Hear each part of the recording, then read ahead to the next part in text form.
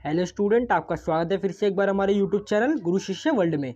आज की इस वीडियो में मैं आपको क्लास 11th की जो पॉलिटिकल साइंस है, जो आपकी दूसरी बुक है राजनीतिक सिद्धांत, उसका चैप्टर समानता को आज की इस वीडियो में मैं कवर कराऊंगा। तो आज के जो चैप्टर में हम इन सब पॉइंट्स को कवर करेंगे। तो आइए एक बार इन टॉपिक्स को पढ़ लेते हैं। सबसे पहले समानता क्या है और समानता का महत्व। आज के इस पहले टॉपिक में हम पढ़ेंगे कि समानता क्या है और समानता का महत्व क्या है। नेक्स्ट, समानता के विभिन्न आयाम कौन कौन से हैं। नेक्स्ट, हम समानता को कैसे बढ़ावा दे सकते हैं या समानता को कैसे समर्थन कर सकते हैं। नेक्स्ट, मार्क्सवाद और समाजवाद और उदारवादी का क्या कहना है स्वतंत्रता को लेकर। तो आज की वीडियो में मैं इन सब टॉपिक्स को कवर करूंगा और इसके अलावा मैंने आपके लिए सम क्वेश्चंस रखे हैं एंड में, जो कि इंपॉर्टेंट क्वेश्चन है। तो वीडियो को पूरा वॉच करना, स्किप मत करना। तो आइए वीडियो में आगे बढ़ते हैं वक्त को ना बर्बाद करते हुए। सबसे पहले समानता क्या है एवं उसका अर्थ एवं उसका महत्व क्या है। कभी भी आपसे अगर पेपर में पूछ लिया जाए कि समानता क्या है या उसका अर्थ बताओ, या आपसे डायरेक्टली कर लिया था कि समानता का महत्व क्या है, तो आपको घबराना नहीं है। बस जो मैंने आपको ये आंसर दिखाया है, बिल्कुल ऐसी के ऐसे अगर आप आंसर को लिख कर आए तो आपको फुल मार्क्स मिलेंगे, चाहे वो 3 नंबर का क्वेश्चन हो या 5 का या 2 का या 2.5 का। तो आइए एक बार इस क्वेश्चन को समझ लेते हैं पॉइंट बाय पॉइंट। तो सबसे पहले समानता मौलिक अधिकारों में अत्यंत महत्वपूर्ण अधिकार है। समानता का दावा है कि समान मानवता के कारण सभी मनुष्य समान मानवता और समान अधिकारी के, यही धारणा सार्वभौमिक मानव अधिकार की जनक है, जो समानता कहलाती है। आइए एक बार समानता के अर्थ और उसके महत्व को समझते हैं पॉइंट बाय पॉइंट। सबसे पहले, समाज में लोगों के साथ धर्म, जाति, लिंग, जन्म स्थान, पहनावे, संस्कृति आदि में से किसी भी आधार पर भेदभाव ना करना ही समानता कहलाता है। कभी भी आपने देखा होगा कि हमें स्कूल्स में हमेशा ये समझाया जाता है कि कभी भी किसी दूसरे वाले, जो आपके सामने जो अदर स्टूडेंट हो, जो आपका क्लासमेट हो, कभी भी उसके साथ गरीबी अमीर को लेकर स्कूल में कभी भी आपने नोटिस करा हो या जानते हो तो स्कूल में ड्रेस कोड सबसे ज़्यादा इंपॉर्टेंट क्यों रखा जाता है, ताकि एक एकता बनी रहे, एक यूनिटी बनी रहे, ताकि किसी में ये भेदभाव ना कि अमीर ज़्यादा अच्छे कपड़े पहन कर आए और गरीब के पास वही फटे पुराने कपड़े हो। तो ऐसे में क्या होता है, समानता बिल्कुल नहीं रह जाती है, असमानता फैल जाती है पवित्र स्थल जैसे कि धर्म और स्कूल को लेकर। तो आप समझ गए होंगे कि समानता क्या है और समानता कैसे मेंटेन करी जाती है। तो संस्कृति, पहनावे, स्थान, जन्म, लिंग, जाति के आधार पर भेदभाव ना करना ही समानता कहलाती है। नेक्स्ट, समाज में हर व्यक्ति के साथ एकजुट की भावना और प्रेम के साथ रहना ही समानता कहलाती है। नेक्स्ट, किसी के साथ भी धन को लेकर और गरीब और अमीर को लेकर भेदभाव ना करना ही समानता, जैसे कि अभी मैंने आपको बताया था, गरीब और अमीरी का भेदभाव ना करना, धर्म जाति को लेकर ना भेदभाव करना ही समानता कहलाती है। नेक्स्ट, समाज में सभी को एक समान रूप से देखना ही और उनको अवसर देना ही समानता है। अब कई बार ऐसा क्या होता है कि जब आप पूरी प्रिपरेशन के साथ जब आप जॉब्स के लिए जाते हो, जब आपकी पूरी तैयारी होती है, जस्ट लाइक मैं एग्जांपल दूँ यूपीएससी की आप तैयारी करते हो, पैसा खर्च करते हो, आपके माता पिता या आप कहीं से भी अरेंज कर अपने एग्ज़ाम की फ़ीस भरते हो। और वहीं पर क्या होता है, कई बार ऐसे कुछ भ्रष्ट लोग आ जाते हैं, पैसे वाले लोग होते हैं, रिच पर्सन होते हैं, जो आपकी जो सीट्स होती है ना उनको खरीद लेते हैं। आपने टेस्ट पास किया है, इसके बाद भी जो कुछ होते हैं ना, भ्रष्टाचार के कारण लोग बिक जाते हैं। तो ऐसे में क्या होता है, समानता का हनन होता है। समाज में कुछ ऐसे लोग भी होते हैं जो दूसरे लोगों को अवसर ही देना चाहते हैं, अवसर ही नहीं देना चाहते हैं, और वो अवसर जो आपका क्या होता है उसका हनन करते हैं। तो ऐसे भी समानता का हनन होता है। तो हम कह सकते हैं कि दूसरों को समान अवसर ना देना ही असमानता है, और दूसरों को समान अवसर देना ही, उनको अपने बराबर समझना ही समानता है। नेक्स्ट पॉइंट, जैसे कि हमारे भारत के जितने भी स्वतंत्र सेनानी थे, उनके आपसी बीच में किसी प्रकार का ऊंच नीच या भेदभाव नहीं था, जिसे हम समानता कहेंगे। समानता का सबसे बड़ा एग्जाम्पल है हमारे भारत को आज़ाद कराने के लिए जो हमारे स्वतंत्र सेनानी थे, उन्होंने बहुत संघर्ष किए हैं। अगर उनके अंदर अगर समानता और एकता की भावना नहीं होती ना, तो आज ये हिंदुस्तान कभी आबाद नहीं होता, ना ही कभी स्वतंत्र हुआ होता। तो आप इसको अगर ऐसे पेपर में लिखते हो अच्छे से डिफाइन करके, तो आपको 100% मैं गारंटी देता हूँ फुल मार्क्स मिलेंगे। आई होप कि आपको ये टॉपिक क्लियर हो गया। आइए नेक्स्ट टॉपिक की ओर बढ़ते हैं। नेक्स्ट टॉपिक, समानता के विभिन्न आयाम। समानता के विभिन्न आयाम से आपको मैं समझा दूं कि समानता का आयाम का अर्थ होता है कि मानव की जो समानता है उसको कितने प्रकार और कितने प्रारूपों में बांटा गया है, या मानव को समानता कितने रूपों और कितने आयामों में मिली है, उसे हम समानता के आयाम कहेंगे। जैसे कि फिलहाल जो आपके चैप्टर है उसके अकॉर्डिंग और सिलेबस के अकॉर्डिंग हम 3 प्रकार की समानता को पढ़ेंगे। पहली राजनीतिक समानता, दूसरी आर्थिक समानता, तीसरी सामाजिक समानता। आइए इनको पूर्ण रूप से स्पष्ट रूप से पढ़ते हैं अंदर तक डिफाइन करके। तो सबसे पहले राजनीतिक समानता क्या होती है। सभी नागरिकों को समान नागरिकता का प्रदान करना ही राजनीतिक समानता में शामिल है। समान नागरिकता अपने साथ मतदान का अधिकार, संगठन बनाने और अभिव्यक्ति की स्वतंत्रता आदि का भी अधिकार लाती है। आइए इसको पॉइंट्स बाय पॉइंट समझते हैं। सबसे पहले राजनीतिक समानता का मुख्य कार्य क्या होता है। राजनीतिक समानता का मुख्य कार्य सबसे पहले ये होता है कि सभी व्यक्तियों को समान रूप से अधिकार प्राप्त कराना। राजनीतिक समानता का अर्थ ही यही है कि सभी को, जब देश में या जनता जब सरकार कोई अभियान चलाती है तो उसको पूर्ण रूप से सभी लोगों को उसका फ़ायदा मिल सके, लाभ मिल सके, उसे ही राजनीतिक समानता कहते हैं। राजनीतिक तौर पर सरकारी रूप से, राज्य सरकार की रूप से कभी भी लोगों में भेदभाव ना हो कि अमीर पर्सन को भाई इतनी लिबर्टी दे दी गई है और जो पुअर पर्सन है उसको लिबर्टी कम दी गई है, तो ये असमानता हुई, असमानता कहलाएगी, ना कि ये समानता। तो राजनीतिक समानता का सबसे पहले ये कार्य बनता है कि लोगों में अपनी ओर से पूरी कोशिश यही रहे कि लोगों में असमानता का कारण ना बने। जो हम अभियान चला रहे हैं, जो हम लोगों को सर्विस प्रोवाइड कर रहे हैं, वो किसी एक को ना मिले बल्कि सबको मिले, तो वो आपकी राजनीतिक समानता कहलाएगी। नेक्स्ट पॉइंट, सरकार की तरफ से मिलने वाली सभी सुविधाओं को लोगों तक उपलब्ध कराना ही समान रूप से राजनीतिक समानता कहलाती है। नेक्स्ट, भ्रष्टाचारी को कम करके और मतदान का सही रूप में होना ही सरकार का समान रूप से चयन हो सके, इसके लिए राजनीतिक समानता जरूरी है।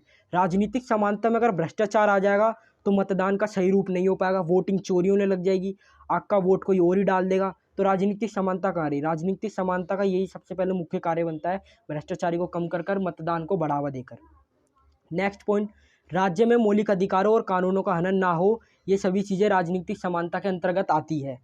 तो कह सकते हैं जैसे कि जब आपने बहुत बार सुना मौलिक अधिकारों के बारे में पढ़ा होगा और कानून के बारे में पढ़ा होगा, तो क्या होता है कई बार हमारे मौलिक अधिकार और कानूनी रूप से उनका हनन होने लग जाता है, या हमें जो मौलिक अधिकार प्राप्त है स्वतंत्रता के, समानता के, एकता के, जब उनका हनन होता है, पूर्ण रूप से हम अपनी स्वतंत्रता का इस्तेमाल नहीं कर पाते हैं, जब हमारे साथ समाज में भेदभाव होना शुरू हो जाता है, कानून का हनन होता है, तो ये सभी चीज़ें राजनीतिक समानता के अंतर्गत आती है अगर राज्य के अनुसार हो तो। आई होप कि आपको ये कंटेंट क्लियर हो गया। आइए नेक्स्ट कंटेंट की ओर बढ़ते हैं। नेक्स्ट, आर्थिक समानता। आर्थिक समानता से आप क्या समझते हैं। आर्थिक समानता का सबसे पहले लक्ष्य होता है धनी और निर्धन समूहों के बीच की खाई को कम करना, कभी भी अमीर और गरीब को एक दूसरे से ना लड़ते हुए देख पाना। यही सही है कि किसी भी समाज में धन या आमदनी की पूरी समानता शायद ही कभी विद्यमान रही हो, लेकिन किंतु लोकतांत्रिक राज्य समान अवसर की उपलब्धि कराकर व्यक्ति को अपनी हालत सुधारने का मौका जरूर देता है। आइए इसको समझते हैं पॉइंट बाय पॉइंट। आर्थिक समानता। आर्थिक समानता वह समानता होती है जहाँ धनी और निर्धनी, अमीर और गरीब के बीच किसी प्रकार का भेदभाव ना हो, आपसी भाईचारा हो, एकता हो, प्रेम भावना की भावना हो, और आर्थिक समानता उसे ही हम कहेंगे। आर्थिक समानता जैसे कि कई बार बहुत ज़्यादा गरीब होते हैं, पुअर होते हैं, जो अंडर प्रिविलेज एरियाज़ होते हैं, तो कई बार हम देखते हैं वो बहुत ज़्यादा गरीबी होते हैं, तो कुछ अमीर, तो ये हमारे अमीर भाइयों का फ़र्ज बनता है कि वो उनकी मदद करें। जैसे कि हमारी टाटा कंपनीज, टाटा सर जो है हमारे, मैं उनको इंक्लूड करना चाहूँगा इस पॉइंट में। एग्जांपल के तौर पे आप समझिएगा, जैसे कि जो बड़ी बड़ी कंपनीज है, टाटा है, जो टाटास जैसी कंपनीज है, जो निर्माता है, इनके क्या करते हैं अपना काफ़ी हद तक जो टैक्स के रूप में सरकार को देते हैं, और ये एनजीओज भी चलाते हैं गरीबों के लिए, तो ये आर्थिक समानता में जुड़ती है। भले वो इनके पास इतना भी पैसा हो लेकिन घमंड नहीं है, इसी के बेस पर हम कह सकते हैं कि आर्थिक समानता है। वो अपने पैसों को सही अपने देश के लोगों में लगाते हैं, गरीबी को दूर करना चाहते हैं। ऐसे बहुत एग्जाम्पल है। फिलहाल जो आपके सिलेबस के अकॉर्डिंग है मैं इतना ही आपको बता पाऊंगा, नहीं तो आपका सिलेबस ज़्यादा खिंच जाएगा और आपका जो मेन फोकस है वो नहीं रह पाएगा। नेक्स्ट पॉइंट, जहाँ पर पैसों को लेकर किसी प्रकार का भेदभाव ना पाया जाए। जैसा कि मैंने अभी बताया, अमीर और गरीब के बीच पैसों को लेकर भेदभाव नहीं होना चाहिए।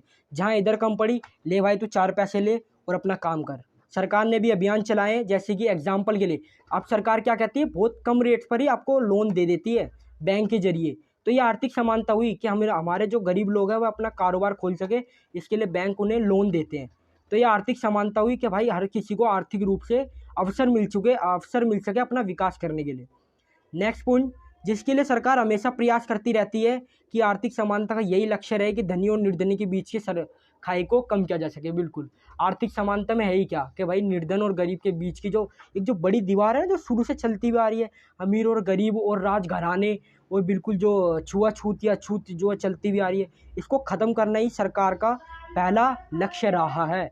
और ये भविष्य में शायद ही समांतर रूप से शायद विद्वान हो जाए, शायद ही हो, क्योंकि अमीर और गरीबी की खाई आसानी से ख़त्म होने वाली नहीं है।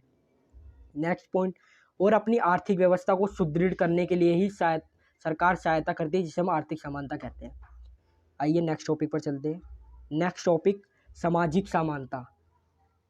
सामाजिक समानता क्या होती है? सबसे पहले सामाजिक समानता का अर्थ होता है कि राज्य के शासन, राज्य के समान अधिकार देना इस लक्ष्य को प्राप्त करने की दिशा में पहला कदम था। साथ ही समाज में सभी लोगों के जीवन यापन के लिए अनिवार्य चीज़ों के साथ पर्याप्त स्वास्थ्य सुविधा, मूलभूत आवश्यकताओं को लोगों तक पहुंचाना ही सामाजिक समानता है। जैसे कि सुविधा, स्वास्थ्य सुविधा, शिक्षा, पोषक आहार, न्यूनतम वेतन की गारंटी, पूर्ण रूप से जल की उपलब्धता, समाज के वंचित वर्ग और महिलाओं को समान अधिकार दिलाना ही और राज्य की जिम्मेदारी है, जो कि सामाजिक समानता के अधिकार में आती है। आइए इस पॉइंट को समझते हैं पॉइंट बाय पॉइंट। सबसे पहले, जहां लोगों को समान रूप से देखा जाए वही सामाजिक समानता है। किसी भी प्रकार का भेदभाव ना करा जाए, उसके रंग भेद की, नस्ल को लेकर, जन्म को लेकर, लिंग अनुपात को लेकर किसी प्रकार का भेदभाव ना करा जाना ही सामाजिक समानता है। नेक्स्ट पॉइंट, किसी प्रकार का भेदभाव ना करना। लिंग, जाति, जन्म स्थान, संस्कृति, खान पान, ज़्यादातर इसी पर जो सामाजिक रूप से जो है भेदभाव किया जाता है, तो इन पे भेदभाव ना कर ही सामाजिक समानता यहीं से कहेंगे हम।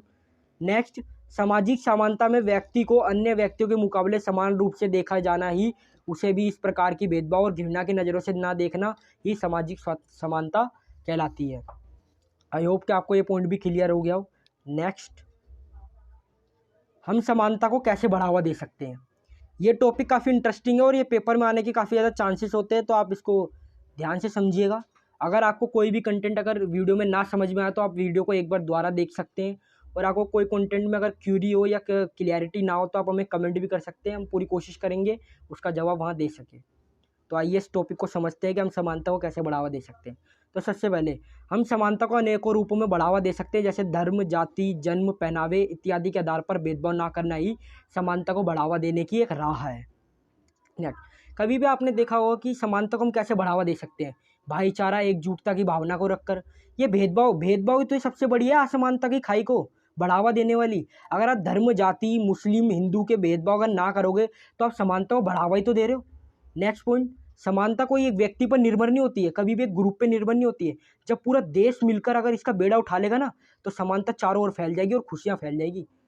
नेक्स्ट, समानता को बढ़ावा तब दिया जा सकता है तब अगर गरीब और अमीर, धनी और निर्धनी में कोई फर्क ना रहे, उसे भी समानता का बढ़ावा कहा जा सकता है। जैसे मैंने अभी आपको टाटा का एग्जांपल दिया था कि वो कितने एनजीओ चलाते हैं गरीबों के लिए। ऐसे बहुत सारी कंपनीज हैं इंडिया में, और जो फॉरेनर कंपनीज भी हैं जो गरीबों के लिए बिजनेस लाते हैं।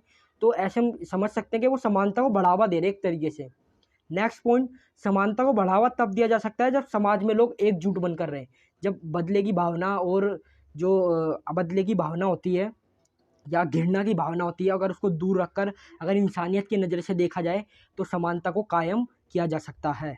समानता एक एकता का प्रतीक है। नेक्स्ट, सभी को स्वतंत्र रूप से जीने का अधिकार है, अन्याय और भेदभाव ना करना ही समानता का प्रतीक है। इसी तरीके से हम समानता को बढ़ावा दे सकते हैं। आई होप कि आपको ये टॉपिक क्लियर हो गया हो। नेक्स्ट टॉपिक है हमारा, मार्क्सवाद का क्या कहना है समानता को लेकर। मार्क्सवाद ऐसा ग्रुप था या कह सकते हैं आप ऐसी पार्टी थी जो समानता को लेकर उनके अपने कुछ विचार थे। तो आइए उनको समझते हैं। कई बार आपसे पेपर में क्वेश्चन पूछ लिया था 2 नंबर में, 3 नंबर में या 5 नंबर में, तो आप इसको समझ लें। मार्क्सवाद का क्या कहना है कि आर्थिक संशोधनों पर जनता का नियंत्रण होना चाहिए। मार्क्सवाद का ये कहना है कि जितने भी आर्थिक संशोधन है ना, उन्हें राज्य सरकार या सरकार से छीनकर या सरकार के निर्भर पर ना छोड़कर उन्हें जनता के हाथों सौंप दिया जाए कि उन्हें अपने आर्थिक संशोधनों की खपत कैसे करनी है।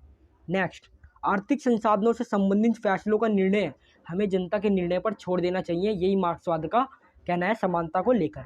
नेक्स्ट, मार्क्सवाद ज़्यादातर किस पर जोर देते हैं? आर्थिक समानता पर, कि भाई लोगों में जो आर्थिक रूप से जो समानता है ना, वो नहीं है, वो आसमान रूप से है। तो सबसे पहले मार्क्सवाद क्या कहते हैं? मार्क्सवाद का ये कहना है कि ज़्यादातर ना हम जो आर्थिक एरिया है ना, आर्थिक जो इकोनॉमी, जो फाइनेंशियल जो एरिया है, उस पर हम पहले फोकस करेंगे कि आर्थिक समानता पर जोर दिया जाए और आर्थिक समानता जो असमानता फैली हुई है ना समाज में, उसको समान कर दिया जाए। पहले मार्क्सवाद का ये कहना है, वो आर्थिक रूप को पहले लेके चलते हैं। नेक्स्ट, जहां मार्क्सवाद सरकार से ये आशा रखता है कि सरकार का हस्तक्षेप बिल्कुल नहीं होगा आर्थिक निर्णयों को लेकर। जैसा कि मैंने आपको पिछले पॉइंट में बताया कि मार्क्सवाद ये चाहते हैं कि भाई राज्य सरकार का बिल्कुल हस्तक्षेप नहीं होना चाहिए हमारे जो लोग हैं वो आर्थिक संशोधनों पर निर्णय खुद लेंगे, चाहे वो उसकी भलाई के लिए ले रहे हो या फिर उसके दुरुपयोग के लिए। नेक्स्ट पॉइंट, मार्क्सवाद आर्थिक असमानता को दूर करने के लिए आर्थिक समानता का निर्णय जनता पर छोड़ने के लिए कहता है। मार्क्सवाद से अगर हम तुलना करें कि ये सही है या नहीं, तो ये टॉपिक काफ़ी लंबा हो जाएगा। फिलहाल मैं आपको इतना बता दूं कि मार्क्सवाद की ये योजना से देश में बहुत बड़ी परेशानी भी फैल सकती है, क्योंकि अगर पूर्ण रूप से अगर जनता के अगर हमने हवाले कर दिया आर्थिक संशोधनों को, तो इसका मिसबिहेवियर, इसका जो मिसयूज है वो हो सकता है। तो ऐसे हम कह सकते हैं कि मार्क्सवाद जो आर्थिक असमानता को दूर करने के लिए जो आर्थिक समानता का निर्णय लेता है जनता पर छोड़ने के लिए, ये एक तरीके से उसका गलत भी हो सकता है। लेकिन फिलहाल जो आपके सिलेबस है उसके अकॉर्डिंग सिर्फ यही दे रखी है, ना कि इसकी अवहेलना करना है। तो मार्क्सवाद की जो समानता है वो सब यही है। आई होप कि आपको ये टॉपिक क्लियर हो गया। आइए नेक्स्ट टॉपिक पर चलते हैं। नेक्स्ट टॉपिक है समाजवाद का क्या कहना है समानता को लेकर। समाजवाद जो है ना, जो आपका जो समाजवाद है वो मार्क्सवाद से ज़्यादा अलग नहीं है, तो ये मिलता जुलता ही है मार्क्सवाद से। तो आइए इसको डीपली पढ़ते हैं। सबसे पहले समाजवाद का क्या कहना है। समाजवाद का कहना है कि अगर पूर्ण रूप से संसाधनों को जनता के निर्णय पर छोड़ दिया जाए तो हो सकता है कि संसाधनों का दुरुपयोग पर सभी वर्गों को बराबर ना मिल पाए और ये असमानता का कारण कहलाएगा। ये समाजवाद का कहना है, तो इससे मिलता जुलता है ये कहना है इसका। तो सब आइए पॉइंट बाय पॉइंट इसको समझते हैं। तो समाजवाद का कहना है कि समानता को लेकर वह मार्क्सवाद से ज़्यादा अलग नहीं है। पहला पॉइंट तो ये आप ऐसे डिफाइन कर सकते हैं। नेक्स्ट, समाजवाद का कहना है कि असमानता को कम करने के लिए हमारा पहले उद्देश्य यही है कि हम लोगों को जो उनके आर्थिक संसाधन है, जो आर्थिक संसाधन है, जैसे कि मार्क्सवाद ने कहा कि पूर्ण लोगों के भरोसे छोड़ देना चाहिए हमें आर्थिक संसाधनों को। लेकिन समाजवाद क्या कहता है कि जो संसाधन है उनको न्यायपूर्ण बांटना चाहिए। मतलब ज़्यादा डिफरेंस नहीं है। ये कहते हैं कि लोगों में न्यायपूर्ण, मतलब सरकार के भरोसे छोड़ देना चाहिए, मतलब न्यायपूर्ण। न्याय, सरकार न्याय करेगी कि किसको कितना संसाधन देना आर्थिक रूप से। नेक्स्ट, ताकि समाज में समानता बनी रहे और भेदभाव ना फैले असमानता के रूप से। लेकिन आप तो जानते हैं जो राज्य सरकार है, सरकारें आजकल भ्रष्ट होती आ रही है। सरकारें और जो हमारी शासन प्रणाली है वो सुदृढ़ नहीं हो रही है, असुदृढ़ होती आ रही है। तो ऐसे में हम सरकारों पर कैसे पूर्ण रूप से छोड़ सकते हैं संसाधनों को। तो ये समाजवाद का कहना है। नेक्स्ट, एवं समाजवाद के सबसे बड़े चिंतक जो रह चुके अब तक के, समाजवाद के सबसे बड़े चिंतक राम मनोहर लोहिया रह चुके हैं, जो इसका समर्थन करते हैं समाजवाद का। आई होप कि आपको ये टॉपिक भी क्लियर हो गया हो। नेक्स्ट पे चलते हैं। नेक्स्ट है हमारा उदारवादी का क्या कहना है समानता को लेकर। उदारवादी, जैसे कि आपने मार्क्सवाद समाजवाद को सुना है, ऐसी तीसरी पार्ट भी थी उदारवादी का क्या कहना है समानता को लेकर। आइए इसको समझते हैं। उदारवादी समानता को लेकर कहती है कि सभी संसाधनों को प्रतिस्पर्धा द्वारा सभी वर्गों में से योग्य व्यक्ति को बाहर निकालकर उन्हें संसाधनों को सौंपा देना चाहिए। आइए इसको थोड़ा डीपली समझा देता हूँ, मैं एक्सप्लेन कर देता हूँ। जो उदारवादी लोग हैं ना, इनका जो कहना है थोड़ा मेरे को भी अजीब लगा। इन्हें समानता को बांटने का ना एक जरिया निकाला। कहा कि जैसे कि एक रेस होती है ना, कि एक रेस में भाई विनर उसी को घोषित किया जाएगा जो नंबर 1 पे आएगा। तो इन्होंने भी यही वाली ट्रेजेडी लगाई कि सबसे उदारवादी समाज का कहना है कि समानता सिर्फ उन्हीं लोगों को दी जाएगी जो सर्वश्रेष्ठ लोग होंगे प्रतिस्पर्धा के दौरान। तो आइए इसको पॉइंट बाय पॉइंट समझते हैं। उदारवादी समाज का कहना है कि समानता को लोगों की योग्यता के अनुसार बांट दिया जाना चाहिए।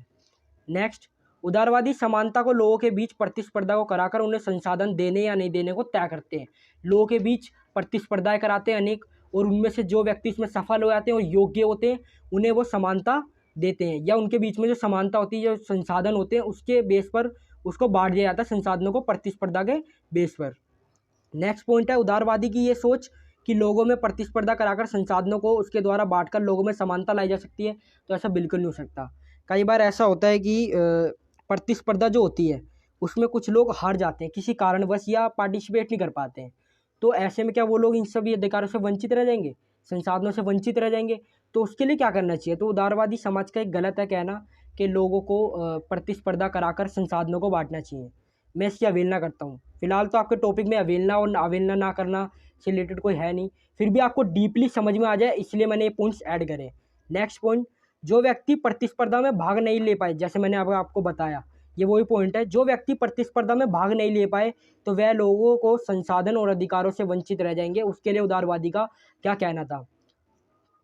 तो आई होप कि ये टॉपिक भी आपको समझ में आ गया। और जो नेक्स्ट है ये एक तरीके से क्वेश्चन भी बन सकता है ये पॉइंट, कि जो व्यक्ति को प्रतिस्पर्धा में भाग ना ले पाने के लिए संसाधन और अधिकार नहीं मिल पाते थे, तो उसमें उदारवादी का क्या कहना था। तो आप इसको एक बार देख लीजिएगा, एक क्वेश्चन भी बन सकता है। तो आइए नेक्स्ट पॉइंट पे चलते हैं। नेक्स्ट टॉपिक हमारा क्या है, नेक्स्ट जो ख़त्म हो गया एक तरीके से हमारा चैप्टर। तो लास्ट में मैंने कहा था जैसे कि आपको वीडियो की शुरुआत में कि मैं आपको सम इंपॉर्टेंट क्वेश्चन बताऊंगा वीडियो के एंड में। तो वो ये वही क्वेश्चन है जो ज़्यादातर मोस्टली पेपर में पूछ ले आते हैं। सबसे पहले, समानता भारतीय संविधान के अनुसार किन किन अनुच्छेदों में वर्णित है।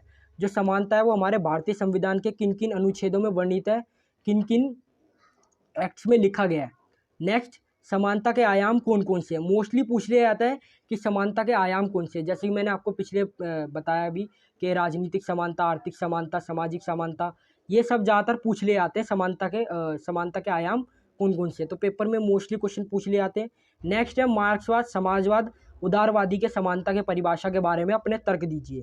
कि इन लोगों का, जैसे कि आप ये देखिए अवहेलना वाला पॉइंट आ गया ये, कि आप लोगों को अपने तर्क देने कि मार्क्सवाद, समाजवाद, उदारवादी के जो समानता के जो अपने नियम थे, जो उन्होंने अपने तर्क दिए थे, क्या आपको वो सही लगे। आप इस पॉइंट में उनकी अवहेलना और उनकी तारीफ दोनों कर सकते हैं। इसलिए वहाँ पर मैंने कुछ पॉइंट्स अवहेलना वाले रखे थे ताकि आपको डीपली कंटेंट समझ में आ जाए। नेक्स्ट, आपके अनुसार समानता क्या है और असमानता क्या होती है। बहुत सिंपल क्वेश्चन है, मोस्टली पेपर में पूछ लिया जाता है। तो आज की वीडियो हमारी यही खत्म होती है। आई होप कि आपको सारे टॉपिक समझ में आ गए हो। अगर नहीं आए हो तो वीडियो को एक बार जरूर देख लें, आपको सारे टॉपिक्स क्लियर हो जाएंगे। कोई भी क्यूरी है तो हमें कमेंट करें, चैनल को लाइक और सब्सक्राइब करें ताकि हमें मोटिवेशन मिले और आपके लिए हम और ज़्यादा वीडियोज़ ला सकें। तो फिलहाल के लिए बाय बाय, टेक केयर, मिलते हैं नेक्स्ट